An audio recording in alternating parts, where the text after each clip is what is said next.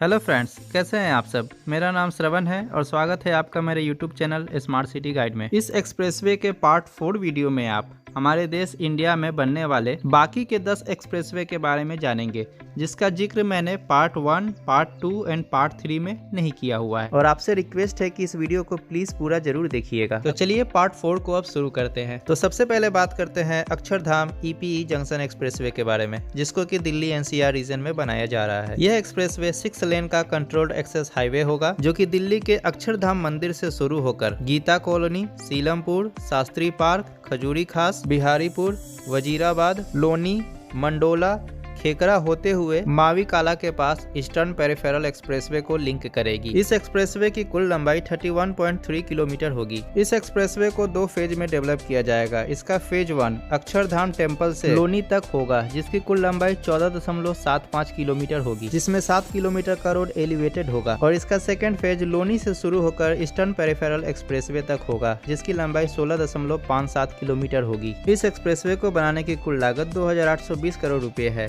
और ये 2021 तक बनकर तैयार हो जाएगा। अब हम सेकंड नंबर पे बात करते हैं अपर गंगा कनाल एक्सप्रेसवे के बारे में, जिसको कि हिंडौन एक्सप्रेसवे नाम से भी जाना जाता है। और यह एक्सप्रेसवे उत्तर प्रदेश के बुलंदशहर से शुरू होकर उत्तराखंड के रुड़की तक बनेगा और यह एक 8 लेन का कंट्रोल्ड एक्सेस हाईवे होगा, जिसकी कुल लंबाई 147.8 किलोमीटर होगी। और यह एक्सप्रेसवे बुलंदशहर से शुरू होकर मोदी नगर, मेरठ, मुजफ्फरनगर होते हुए रुड़की तक जाएगी। और इस एक्सप्रेसवे की कुल लागत लगभग 8,719 करोड़ रुपए होगी। और इस एक्सप्रेसवे का निर्माण Uttar Pradesh expressways industrial development authority द्वारा किया जाएगा। अब हम तीसरे नंबर पे बात करते हैं नेशनल हाईवे 152D एक्सप्रेसवे, जिसको कि trans Haryana north south expressway के नाम से भी जाना जाता है। इस एक्सप्रेसवे को हरियाणा राज्य में बनाया जा रहा है, जो कि हरियाणा के उत्तरी छोर पे बसे शहर इस्माइलाबाद को हरियाणा के दक्षिणी छोर पे बसा शहर नरनौल से कनेक्ट करेगा। इस एक्सप्रेसवे की लंबाई 230 किलोमीटर है और ये 4 लेन का कंट्रोल्ड एक्सेस हाईवे होगा, जिसको कि फ्यूचर में 8 लेन तक एक्सटेंड किया जा सकता है। यह एक्सप्रेसवे इस्माइलाबाद से शुरू होकर गंगेरी,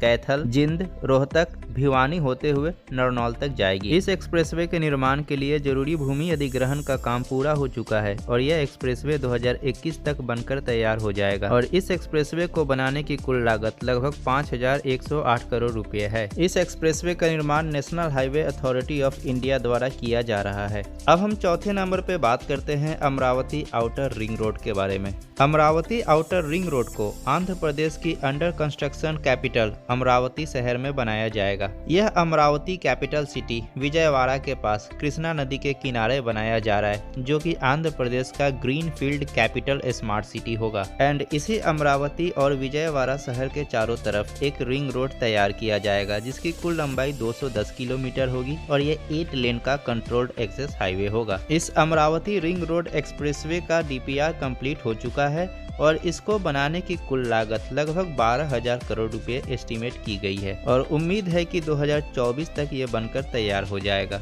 और सबसे बड़ी बात कि इस प्रोजेक्ट को हमारे माननीय प्रधानमंत्री नरेंद्र मोदी द्वारा अप्रूवल भी मिल चुका है। अब हम 5वें नंबर पे बात करते हैं अमरावती अनंतपुर एक्सप्रेसवे के बारे में, जिसकी कुल लंबाई 371 किलोमीटर है और इसको भी आंध्र प्रदेश स्टेट में बनाया जा रहा है। और यह एक्सप्रेसवे आंध्र प्रदेश की upcoming under construction capital city Amravati से अनंतपुर तक बनेगी। और इस वीडियो में आगे आने वाले point number 6 and point number 7 इस अमरावती अनंतपुर एक्सप्रेसवे से ही रिलेटेड है, तो आप इस वीडियो को अंत तक जरूर देखिए। यह अमरावती अनंतपुर एक्सप्रेसवे 6 लेन का कंट्रोल्ड एक्सेस हाईवे होगा और यह एक्सप्रेसवे अमरावती से अनंतपुर की दूरी को लगभग 2 घंटे तक कम कर देगा और अमरावती से अनंतपुर की दूरी को 3.5 से 4 घंटे में पूरा किया जा सकेगा। इस एक्सप्रेसवे के निर्माण में कुल 33 major bridges, 4 railway over bridges, 14 interchanges और 10 किलोमीटर लेंथ की टनल का निर्माण किया जाएगा। इस एक्सप्रेसवे को बनाने की कुल लागत लगभग 17,111 करोड़ रुपए है और इस एक्सप्रेसवे को 2024 तक बनने की उम्मीद है।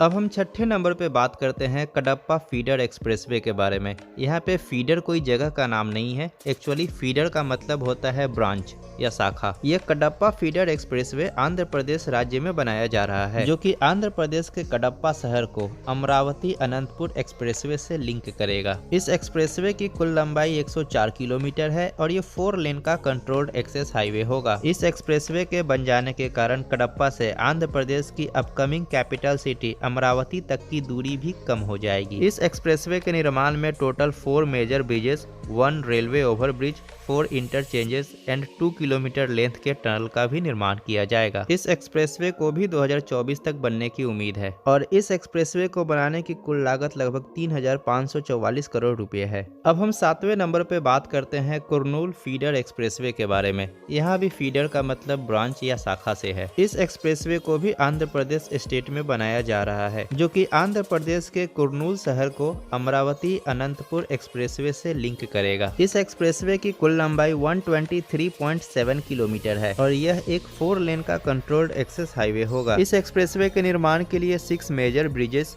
1 railway overbridge, 4 interchanges and 16 kilometre length के टनल का भी निर्माण किया जाएगा। इस एक्सप्रेसवे को बनाने की कुल लागत 6,970 करोड़ रुपए है और यह एक्सप्रेसवे 2024 तक बन जाने की उम्मीद है और इस एक्सप्रेसवे का निर्माण NHAI द्वारा किया जाएगा। अब हम 8वें नंबर पे बात करते हैं ब्रह्मपुत्र एक्सप्रेसवे के बारे में, जिसको कि नॉर्थ ईस्ट के असम राज्य में बनाया जाएगा। इस एक्सप्रेसवे की कुल लंबाई 890 किलोमीटर होगी और ये ब्रह्मपुत्र नदी के किनारे बनाई जाएगी। यह एक्सप्रेसवे असम राज्य के पूर्वी छोर पे बसा छोटा सा शहर सादिया को असम राज्य के पश्चिमी छोर पे बसा छोटा सा शहर धुबरी से कनेक्ट करेगी। अभी यह एक्सप्रेसवे प्रोजेक्ट बिल्कुल ही इनिशियल लेवल पे है। फिलहाल इसका DPR तैयार करना बाकी है। इसके बाद लैंड एक्विजिशन का काम स्टार्ट होगा, इसीलिए इसकी लेंथ 890 किलोमीटर भी अभी फिक्स नहीं है, जो कि ऊपर भी जा सकती है और फिर अर्थ वर्क का काम होगा। मिस्टर नितिन गडकरी जी ने इस एक्सप्रेसवे का अनाउंसमेंट कर दिया है और असम के CM को निर्देश दिया जा चुका है कि इस एक्सप्रेसवे के लिए DPR तैयार किया जाए और लैंड एक्विजिशन की प्रक्रिया को शुरू किया जाए। इस एक्सप्रेसवे के निर्माण के लिए फिलहाल टोटल 40,000 करोड़ रुपए कॉस्ट का एस्टिमेशन किया गया है। इस एक्सप्रेसवे के बन जाने के बाद असम राज्य को बहुत ही फायदा होने वाला है और उसके साथ ही साथ नॉर्थ ईस्ट के बाकी स्टेट को भी बहुत ज्यादा फायदा होगा। नॉर्थ ईस्ट के स्टेट्स में ट्रांसपोर्टेशन आज के मुकाबले और भी ज्यादा आसान हो जाएगा, जिससे समय और ईंधन दोनों की बचत होगी। अब हम 9th नंबर पे बात करते हैं चंबल एक्सप्रेसवे के बारे में, जो कि उत्तर प्रदेश और मध्य प्रदेश दोनों राज्य में आएगी। यह एक्सप्रेसवे मध्य प्रदेश के शिवपुर शहर से शुरू होकर उत्तर प्रदेश के इटावा तक जाएगी और इसकी कुल लंबाई 185 किलोमीटर है और ये 8 लेन का कंट्रोल्ड एक्सेस हाईवे होगा। इस एक्सप्रेसवे को चंबल नदी के समानांतर बनाया जाएगा। यह एक्सप्रेसवे शिवपुर से शुरू होकर मोरेना, शामपुर, अटेर और गोहाद होते हुए इटावा तक जाएगी। इस एक्सप्रेसवे को बनाने की कुल लागत लगभग 7,000 करोड़ रुपए एस्टीमेट की गई है। अब हम 10वें नंबर पे बात करते हैं रायपुर बिलासपुर एक्सप्रेसवे के बारे में, जिसको कि छत्तीसगढ़ राज्य में बनाया जा रहा है। इस एक्सप्रेसवे की कुल लंबाई 127 किलोमीटर है और ये छत्तीसगढ़ के 2 सबसे बड़े शहर रायपुर और बिलासपुर को कनेक्ट करेगा। इस एक्सप्रेसवे का 47 किलोमीटर लेंथ रायपुर से सिमगा तक 6 लेन का कंट्रोल्ड एक्सेस हाईवे होगा और सिमगा से बिलासपुर तक 4 लेन का कंट्रोल्ड एक्सेस हाईवे होगा। इस एक्सप्रेसवे का पूरा काम 2021 तक कंप्लीट हो जाने की उम्मीद है और इस एक्सप्रेसवे के पूरी तरीके से बन जाने के बाद रायपुर से बिलासपुर तक की दूरी को लगभग 1.5 घंटे में पूरा किया जा सकेगा और छत्तीसगढ़ के इस दोनों शहर के बीच में ट्रांसपोर्टेशन और भी ज्यादा सुलभ हो जाएगा। इस एक्सप्रेसवे को बनाने की कुल लागत 1,964 करोड़ रुपए है। तो ये तो था हमारे देश में भविष्य में बनने वाले 10 एक्सप्रेसवे, जिसके बन जाने के कारण हमारे देश में यातायात बहुत ही सुलभ हो जाएगा और इसके कारण हमारे देश की आर्थिक तरक्की भी होगी तथा समय और ईंधन दोनों का ही बचाव होगा। तो अगर आपको ये वीडियो अच्छा लगा हो तो प्लीज लाइक जरूर करें और मेरे चैनल को सब्सक्राइब करना बिल्कुल ना भूलें। मिलते हैं आपसे अगली वीडियो में। नमस्कार, जय हिंद।